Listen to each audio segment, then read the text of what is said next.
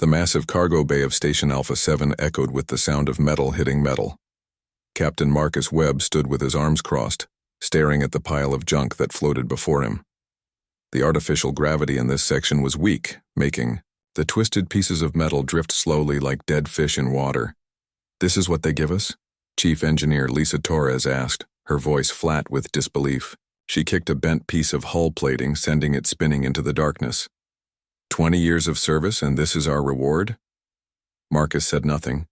He had learned long ago that complaining would not change anything. The Galactic Alliance had made their position clear. Humans were the newest members, and newest members got the worst jobs. It was the way things worked in space politics. Behind them, the rest of the crew gathered in small groups. Navigator Tom Rivers was running calculations on his tablet, trying to figure out if they could even build something that would fly. Weapons specialist Jake Morrison was poking through a pile of broken alien guns, shaking his head at the damage. Dr. Elena Park stood near the medical supplies, which were mostly empty boxes and outdated equipment. The sound of heavy footsteps made everyone turn around. 3 alien representatives walked into the cargo bay, their faces showing the same expression Marcus had seen too many times before. They thought humans were funny. The first alien was tall and thin, with blue skin and 4 arms. His name was difficult to pronounce, so the humans just called him Blue. The second was shorter but much wider, with thick gray skin like a rock. They called him Rocky. The third looked almost human except for the extra eyes on the sides of his head. He was known as Four Eyes. "So," Blue said, his voice carrying that tone adults used when talking to children, "how do you like your new ship?" "Jake." Morrison looked up from the broken weapons. "Ship? I don't see a ship, I see a garbage dump." The 3 aliens laughed. It was not a kind sound. "That is the point," Rocky said, his voice deep and rough. "You humans think you are so clever. You think you can compete with races that have been traveling the stars for thousands of years. This will teach you your place." Four Eyes walked over to a piece of twisted metal that might have once been part of an engine. "The Galactic Alliance Defense Fleet requires all member species to contribute 1 warship. This is your contribution." He gestured at the floating junk. "We followed the rules. We gave you materials for a ship." "Materials that were thrown away 50 years ago," Lisa said, anger creeping into her voice. "Waste not, want not," Blue replied with another laugh. "Besides, humans are supposed to be good at making something from nothing, right? That is what your people say about themselves." Marcus stepped forward. The aliens were bigger than him, but he did not back down. "We will build your ship, and it will meet every requirement in the Alliance Charter." "Oh, I am sure it will," Four Eyes said. "The question is, how long will it last? I give it 10 minutes, in real combat, before it falls apart." Rocky pulled out a small device that looked like a phone. "I am starting a betting pool. 10 minutes seems too generous. I say 5 minutes before complete system failure." 3 minutes, Blue added, tapping the device. "These humans have never seen real space combat. They will panic and make mistakes." 1 minute, Four Eyes said with confidence. "The ship will break apart the moment they try to fire the weapons." The 3 aliens continued their betting, talking about the humans like they were not even there. Marcus felt his hands form fists, but he kept them at his sides. Getting angry would not help. It would only prove what the aliens already believed about humans. Finally, the aliens finished their game and started to leave. Blue stopped at the entrance to the cargo bay and turned back. "Oh, one more thing," he said with fake politeness. "You have 6 months to build your ship and report for duty. If you are not ready by then, humanity will be removed from the Alliance for failure to meet obligations. I am sure you understand." The 3 aliens left, their laughter echoing down the corridor until it faded away. The cargo bay fell silent, except for the hum of the station's air recyclers. The human crew stood among the floating junk, each person lost in their own thoughts.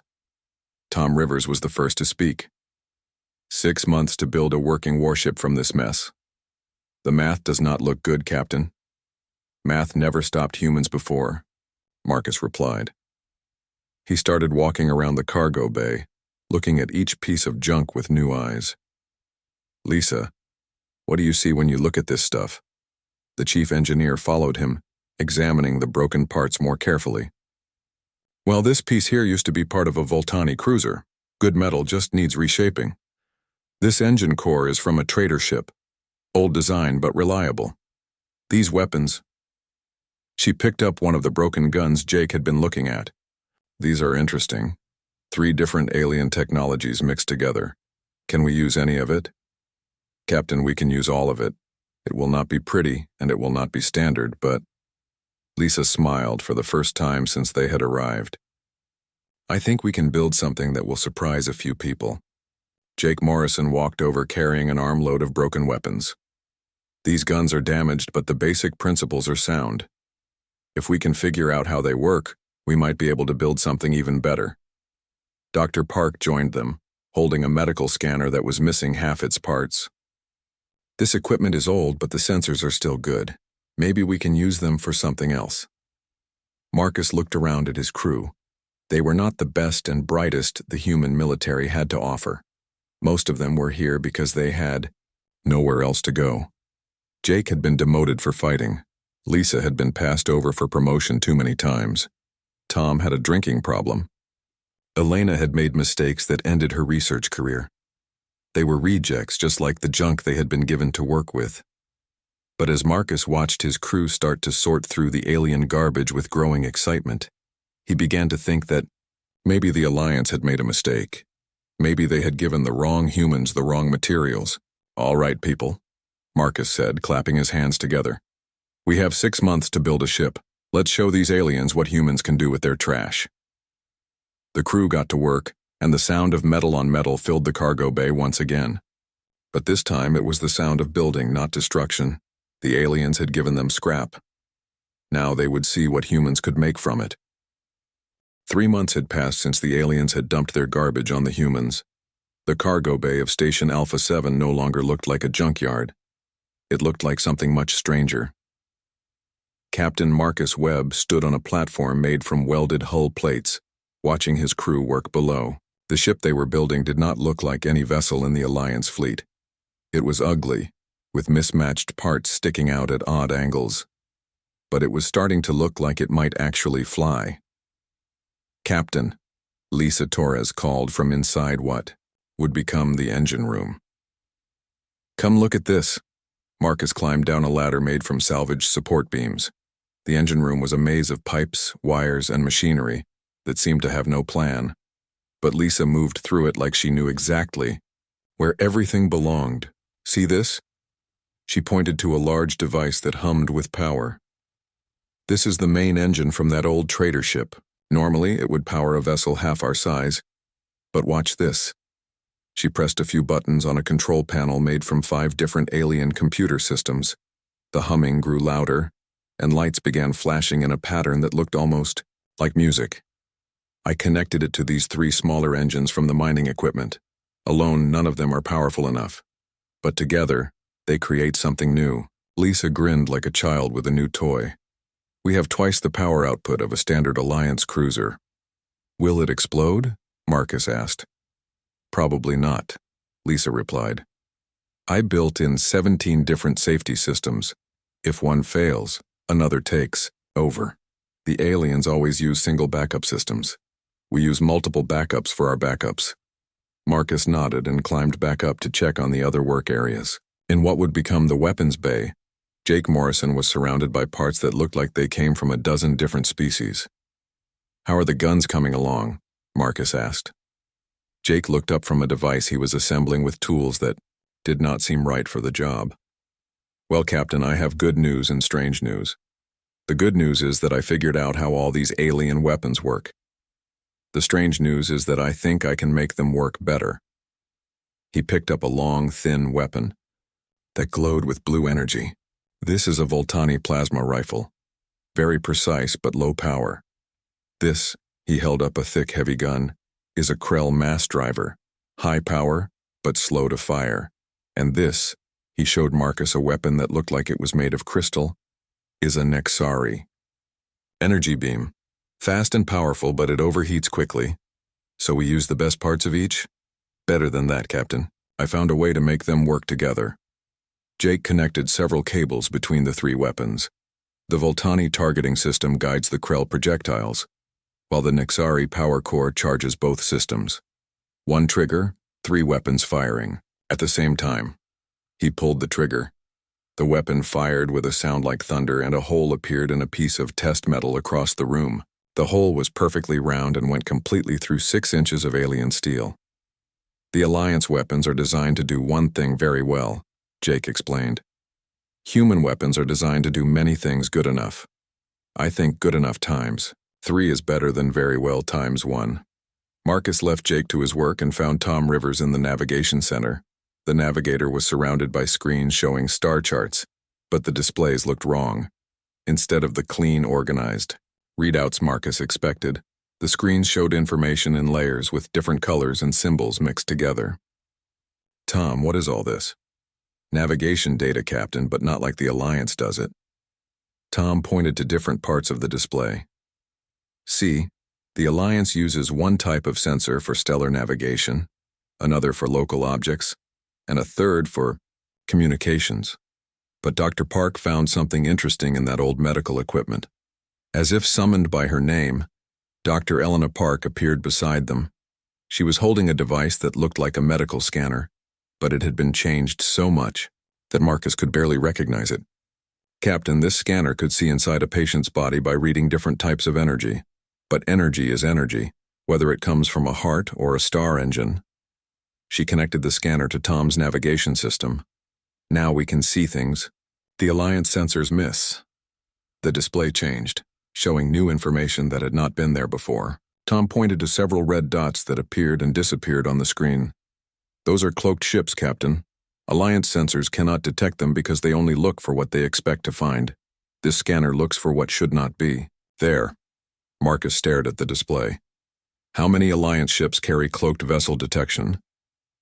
Command ships only, Tom replied. And even they can only detect ships they know about. This system learns. It gets better at finding hidden things the more we use it. Dr. Park smiled. Human medicine is about seeing problems that are not obvious. Space navigation has the same challenge. We just applied medical thinking to military problems. Marcus spent the rest of the day checking on other work areas. The crew had taken apart everything the aliens had given them and put it back together in ways that made no sense according to Alliance engineering standards. But everything worked. The communication system used medical equipment to boost signal strength. The life support system borrowed technology from mining equipment to clean air better than Alliance standard. The hull was made from pieces of 6 different ship types, creating armor that was weak in some places but incredibly strong in others. It is like a puzzle, Lisa explained when Marcus asked about the design philosophy. The aliens gave us pieces from different puzzles, but we made them fit together by changing how we think about the problem. That evening, Marcus stood alone. In the captain's quarters they had built from a storage container. Through the small window he could see other Alliance ships docked at the station. They were sleek, elegant, and followed design principles that had worked for thousands of years. His ship looked like a monster made from spare parts, but it was starting to look like a monster that could fight. The door chimed, and Lisa entered, without waiting for permission. Captain, we need to talk about testing. This ship is ready for basic systems checks, but we have no idea how everything will work together under real conditions. What do you recommend?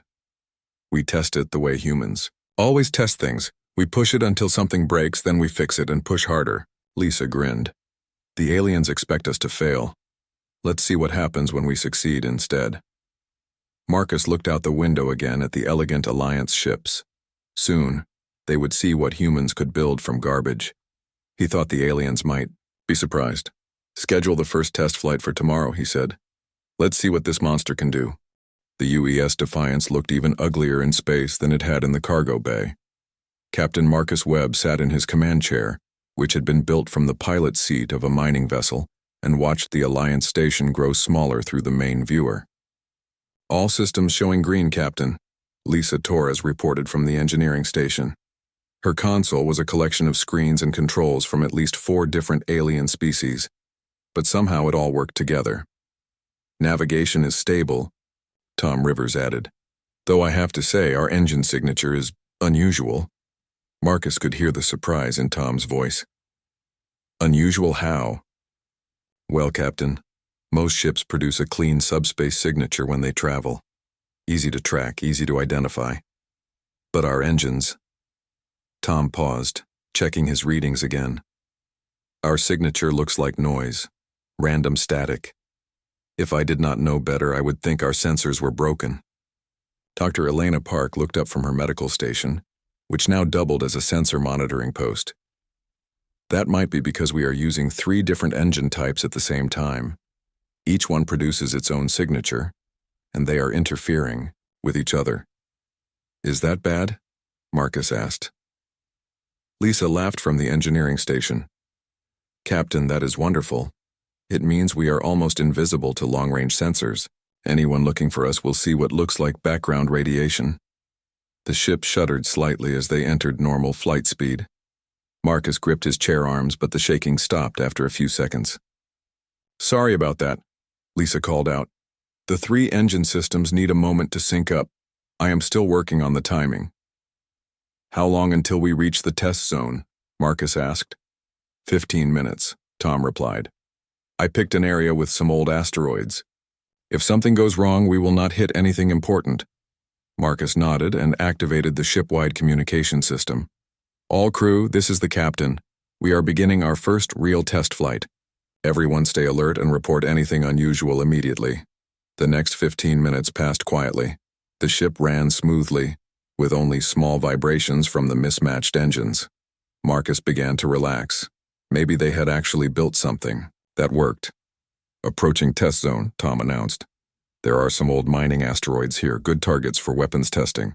Excellent, Jake Morrison said from the weapons station. I have been waiting to see what this thing can really do. Marcus was about to give the order to begin weapons testing when Dr. Park suddenly sat up straight at her sensor station.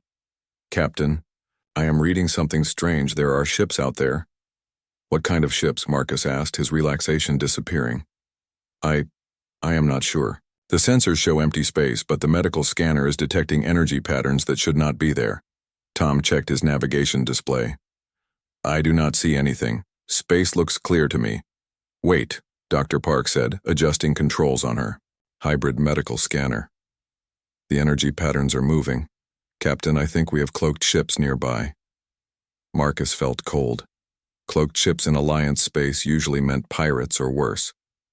How many? At least 3, possibly more. They are positioned around the asteroid field like they are waiting for something. Or someone, Marcus said grimly. Tom, any Alliance ships scheduled to be in this area? Checking. Yes, Captain. A supply convoy is supposed to pass through here in about 10 minutes. Marcus understood immediately. The cloaked ships were waiting to ambush the convoy. Alliance sensors would not detect them until it was too late. Jake, are our weapons ready? Ready and eager, Captain. But we have never tested them in real combat. Today, we find out if they work. Marcus opened a communication channel. Alliance Station Alpha 7, this is UES Defiance. We have detected hostile ships preparing to ambush supply convoy Charlie 9. Request permission to engage. The response came back immediately. UES Defiance, this is Alliance Control. We show no hostile contacts in your area. Are you certain of your readings? Dr. Park was studying her sensors carefully. Captain, the ships are definitely there. They are moving into attack positions now. Alliance Control, we are certain. Our sensors detect 3 cloaked vessels in ambush formation. Recommend you warn the convoy. There was a long pause before Alliance Control responded. UES Defiance, standard sensors show clear space. However, convoy Charlie 9 will be advised to use caution. You are authorized to investigate, but do not engage unless fired upon. Marcus closed the communication channel. Tom, take us closer to those ships, slowly. Captain, Lisa warned. If we get too close and they decloak, we will be in the middle of 3 hostile ships with nowhere to run. Then we better make sure we are ready to fight. The Defiance moved carefully through the asteroid field. On the main viewer, space looked empty and peaceful. But Dr. Park tracked the invisible ships on her sensors. calling out their positions as they moved. Contact 1 is moving behind that large asteroid. Contact 2 is positioning above the convoy. Root. Contact 3 is... Captain, Contact 3 is turning toward us. They know we can see them, Marcus realized. Jake, target Contact 3 and prepare to fire. How do I target something I cannot see? Use Dr. Park's sensor data. Feed it directly to the weapons system. Jake worked frantically at his controls. This is crazy, Captain. I am targeting empty. Space based on medical scanner readings. Sometimes crazy works better than normal. Suddenly, space erupted in weapons fire. The cloaked ships had given up hiding and opened fire on the Defiance, but their shots passed through empty space where the ship should have been. They cannot get a target lock on us, Tom reported with excitement. Our strange engine signature is confusing their targeting systems. Jake, return fire. Show them what human ingenuity looks like. Jake pressed his trigger, and the Defiance's hybrid weapon system roared to life. The combination of Voltani precision, Krell power, and Nexari speed created a beam of energy that tore through space like a sword of light. The beam struck something invisible, and suddenly a ship appeared, spinning out of control with a massive hole in its side. Target hit, Jake shouted. The hybrid system works. The other two hostile ships decloaked, revealing sleek predator vessels that Marcus recognized as pirate raiders. They opened fire with everything they had, but the Defiance's patchwork armor absorbed the attacks in unexpected ways. Hull integrity, holding, Lisa reported. The layered armor from different species is spreading the damage across multiple systems. We are hurt, but not broken. Dr. Park called out new targets as the pirates tried to maneuver for better shots. Jake fired again and again, each shot guided by medical sensors that could see what military sensors missed. Within 5 minutes, 2 pirate ships were destroyed, and the third was fleeing into deep space. Alliance Control. This is UES Defiance. Hostile ships have been neutralized. Convoy Charlie 9 is safe to proceed. The response from Alliance Control was different this time. Less dismissive, more respectful. UES Defiance. Excellent work. How did you detect cloaked ships with your sensor systems? Marcus smiled. Human medical technology, Alliance Control. We see problems that others miss. As the convoy safely passed through the asteroid field, Marcus looked around his bridge at his crew of misfits operating their ship built from garbage. They had just done something that should have been impossible. The aliens had given them scrap and expected them to fail. Instead, they had built something that could see the invisible and fight the impossible. Tom set course back to the station. I think we have some people to surprise. The emergency alarm screamed through Alliance Station Alpha 7 at 0300 hours. Captain Marcus Webb rolled out of his bunk and was dressed before his feet hit the floor. 6 months of building a ship from junk had taught him to move fast when things went wrong. All crew to stations, he called over the ship's communication system as he ran toward the bridge. This is not a drill. The UES Defiance was docked at the station's outer ring, far from the important ships. The Alliance still treated them like the ugly stepchild, even after their success with the pirates. But that distance meant they could launch quickly without waiting for clearance. Lisa Torres was already in the engine room when Marcus reached the bridge. Captain, I heard the station alarm. What's happening? Unknown, Marcus replied, sliding into his command chair. Tom, get me Alliance Control on the comm. Tom Rivers worked his controls, and the voice of the station commander filled the bridge.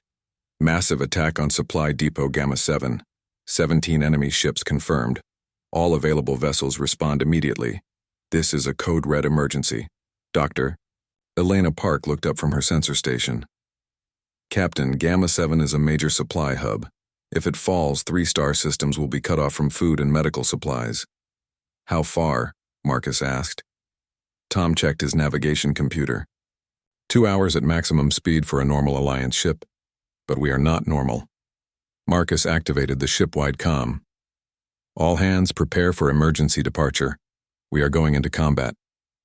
The Defiance undocked from the station without waiting for permission. As they cleared the docking bay, Marcus opened a channel to Alliance Control. Station Alpha 7, this is UES Defiance requesting permission to respond to the Gamma 7 emergency. There was a long pause before the reply came. UES Defiance, this is Admiral Stone. Negative on your request. You are not ready for major combat operations. Admiral, with respect, we have proven our capabilities. Our ship can reach Gamma 7 faster than your other vessels. Absolutely not. The enemy has 17 ships, heavy cruisers and battleships. You would be destroyed in minutes. Marcus looked around his bridge at his crew of misfits. Jake Morrison was checking his weapon systems. Dr. Park was monitoring long-range sensors. Tom was plotting the fastest course to Gamma 7.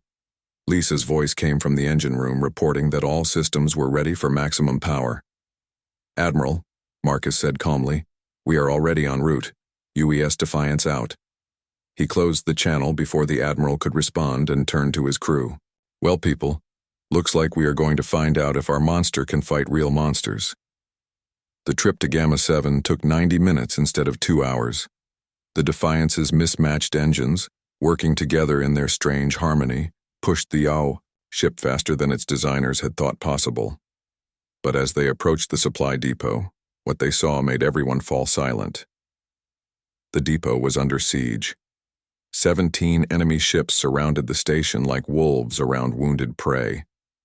The attackers were from the Hegemony, a coalition of aggressive species that wanted to push the Alliance out of this sector. Their ships were sleek, modern, and built for war. Captain, Tom said quietly, those are not pirates. Those are military vessels. Each one is bigger and better armed than we are. How many Alliance ships are defending? Marcus asked. Dr. Park checked her sensors. 3 ships, Captain. A cruiser and 2 frigates. They are taking heavy damage. As they watched, one of the Alliance frigates exploded in a ball of fire. The remaining 2 ships were trying to protect the station, but they were outnumbered 8-1. Jake, can our weapons hurt those ships? Jake studied his targeting display. Captain, those are full military vessels with heavy armor and shields. Our hybrid weapons are powerful, but I have never tested them against real warships. Today, we find out, Marcus said. Tom, take us in. Use the asteroid field to mask our approach. The Defiance moved carefully through the rocks and debris that surrounded Gamma 7. The ship's strange sensor signature made them almost invisible among the asteroids. The enemy ships were focused on the station and did not notice one more piece, a floating junk. We have one advantage, Dr. Park reported. They do not know we exist. Their sensors cannot identify us properly. Marcus studied the tactical display. The enemy ships were arranged in attack formation, but they were positioned for fighting other Alliance vessels with standard capabilities. They had no idea what the Defiance could do. Jake, I want you to target their command ship, the big one in the center. Hit it with everything we have. Captain, that ship has shields and armor that should stop our weapons, should stop normal weapons. Marcus corrected. We do not use normal weapons. The Defiance emerged from the asteroid field like a ghost. For a moment, no one noticed the ugly ship with its patchwork hull and mismatched parts. Then Jake opened fire. The hybrid weapons system roared to life. Voltani precision-guided Krell mass drivers while Nexari energy cores overcharged the entire system. The result was a beam of pure destruction that no one had ever seen before. The beam struck the Hegemony command ship's shields and punched straight through. The shields were designed to stop energy weapons or kinetic weapons, but not both at the same time. The shot tore through the ship's hull and exploded inside the engine room. Direct hit, Jake shouted. Their command ship is dead in space. The enemy fleet turned toward the Defiance, but their targeting computers could not get a lock. The ship's chaotic engine signature confused their systems, making the Defiance look like sensor noise instead of a target. Return fire incoming, Dr. Park warned. Multiple ships targeting us. The enemy weapons lit up space with destruction, but most of the shots missed. The few that hit struck the Defiance's layered armor, which spread the damage across multiple hull sections from different alien species. Each layer was weak alone, but together they created protection that was stronger than the sum of its parts. Hull integrity at 80%, Lisa reported from engineering. The mixed armor is working better than I hoped. Marcus gripped his command chair as the ship shook from enemy fire. Jake, keep shooting. Target their engines and weapon systems. The Defiance danced through the enemy formation like a wolf among sheep. The hybrid weapon system fired again and again, each shot precisely aimed by medical sensors that could see through the enemy's electronic countermeasures. One by one, the hegemony ships began to fall. Their weapons could not target the Defiance properly, while Jake's shots found weak points that standard Alliance weapons would have missed. "Captain," Tom called out, "the remaining Alliance ships are moving to support us." The Alliance cruiser and frigate, damaged but still fighting, began coordinating their attacks with the Defiance. Together, they caught the enemy ships in crossfire that left nowhere to run. Within 30 minutes, 12 enemy ships were destroyed or disabled. The remaining 5 fled into deep space, their mission a complete failure. "All ships, this is Alliance. Cruiser Valor," came a voice over the communication system. "Excellent work, UES Defiance. You saved the station and probably 3 star systems." Marcus leaned back in his command chair, feeling the exhaustion of combat settling into his bones. Around him, his crew was checking systems and counting damage, but they were all smiling. "Tom, set course for home. I think we have proven our point." As the Defiance limped away from Gamma 7, Marcus looked at the tactical display showing the debris of enemy ships. The aliens had given them garbage and expected them to fail. Instead, they had built something that could face 17 warships and win. The galaxy was about to learn that human ingenuity was more dangerous than anyone had imagined. 2 weeks after the battle at Gamma 7, Captain Marcus Webb sat in a conference room that was far too fancy for someone like him. The walls were made of polished metal that reflected the light from expensive crystal fixtures. Around the curved table sat representatives from 12 different alien species, all of them staring at him like he was some kind of dangerous animal. Admiral Stone, the human representative to the Alliance Council, sat beside Marcus looking uncomfortable. The Admiral had spent his career trying to fit in with the alien powers, and now his own species had built something that made everyone nervous. "Captain Webb," said the Council Chairman, a tall being with silver skin and too many eyes, "your ship's performance at Gamma 7 has raised many questions about human capabilities." Marcus kept his face neutral. "We did our job, sir. We protected Alliance civilians and destroyed enemy forces." "Yes," hissed the reptilian representative. "But how? Your ship should not have been able to defeat 17 hegemony warships. Our best analyst cannot explain your victory." "Human engineering, sir. We found new ways to use old technology." The blue representative that Marcus remembered from 6 months ago leaned forward. He did not look amused anymore. "Captain, your weapons penetrated shields that should have stopped them. Your armor absorbed damage that should have destroyed you. Your sensors detected targets that military scanners missed. This is not just engineering. This is something else." Dr. Elena Park, who sat beside Marcus as the ship's science officer, spoke up. "If I may, Council Chairman, we simply applied medical and civilian technologies to military problems. Human medicine focuses on seeing hidden problems and fixing them with whatever tools are available." The rocky representative made a sound like grinding stone. "You turned medical scanners into targeting systems.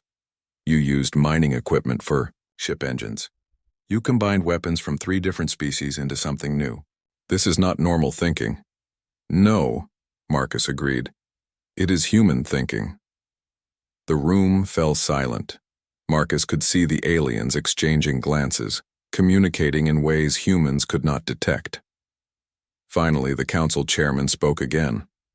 "Captain Webb, the Alliance has a proposal for humanity. We would like to purchase your ship designs and integrate them into the standard fleet." "With respect, sir, that would not work.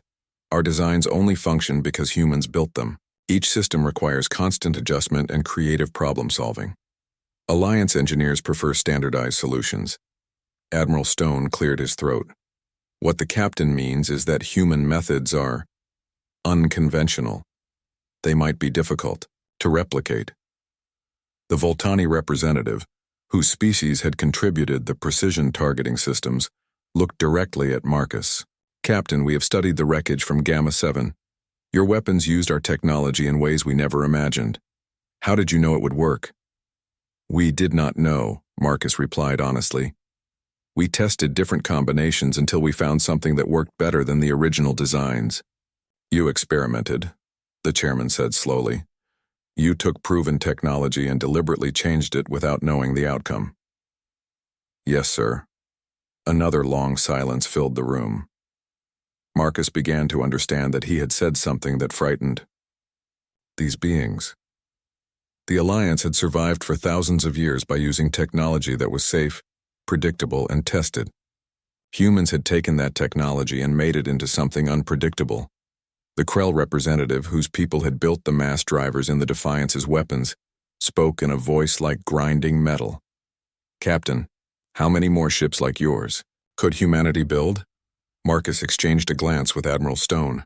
That depends on how much scrap material the Alliance gives us, sir. This is no longer about scrap, the chairman said firmly.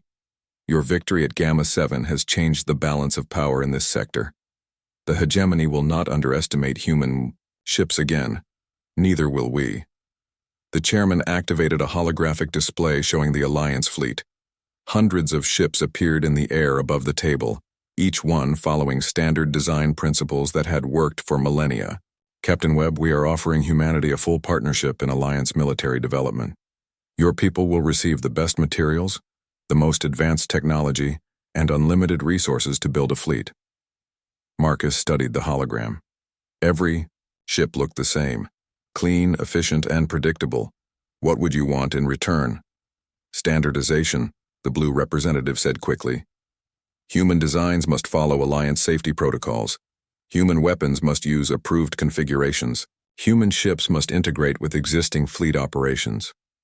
You want us to build normal ships, Marcus said. We want you to build safe ships, the chairman corrected. Marcus stood up from his chair and walked over to the holographic fleet. He pointed to one of the sleek Alliance cruisers. This ship can defeat any single enemy vessel in a fair fight, but it cannot see cloaked ships, it cannot adapt to new threats, and it cannot repair itself with salvaged materials. He turned back to face the council. Our ship is ugly, unpredictable, and breaks down regularly, but it can do things your ships cannot do. That is exactly what concerns us, the reptilian representative said. The chairman deactivated the hologram and looked directly at Marcus. Captain, the Alliance values stability. Your methods create uncertainty. Sometimes uncertainty is an advantage, and sometimes it is dangerous. What if other species begin experimenting with technology the way humans do? What if they create weapons we cannot predict or defend against? Marcus began to understand the real problem. The Alliance was not afraid of human ships. They were afraid of human thinking. They were afraid that other species might start questioning the old ways and trying new combinations. Council Chairman, Marcus said carefully, humanity appreciates the Alliance offer, but we will continue building ships our way. If you want predictable allies, there are many species to choose from. If you want allies who can surprise your enemies, you need humans. The room erupted in angry voices speaking in a dozen alien languages. The chairman called for order, but Marcus could see that several representatives were afraid. They had created something they could not control.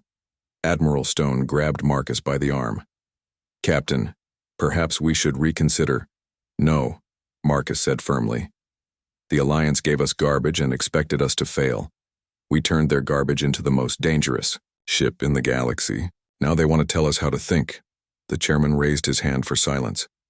Captain Webb, you misunderstand our intentions. We seek cooperation, not control. Then cooperate with us as we are, not as you want us to be. Marcus picked up his hat and headed for the door. Dr. Park, we have work to do. There are more human crews to train and more ships to build. As they left the conference room, Marcus could hear the aliens arguing behind them. Some wanted to restrict human shipbuilding. Others wanted to learn from it. A few were already planning to steal human techniques for their own fleets. 3 months later, Marcus stood in Shipyard Delta 12, watching construction of the 5th human vessel. Each ship was different, built by crews who had learned to see possibilities instead of limitations. They were all ugly, all unpredictable, and all dangerous. The Alliance had given humanity scrap and expected failure. Instead, they had awakened, something that would change how the galaxy thought about war, technology, and the power of creative thinking. Jake Morrison walked up beside him, carrying plans for a new weapon system that combined mining lasers with shield generators. "Captain, the aliens are asking for another meeting. They want to discuss mutual technological cooperation." Marcus smiled as he watched human engineers turning alien junk into something wonderful and terrible. "Tell them we are busy. We have ships to build." In the darkness of space, the UES Defiance patrolled the border, its mismatched hull reflecting starlight like a promise and a warning. The galaxy would never be the same.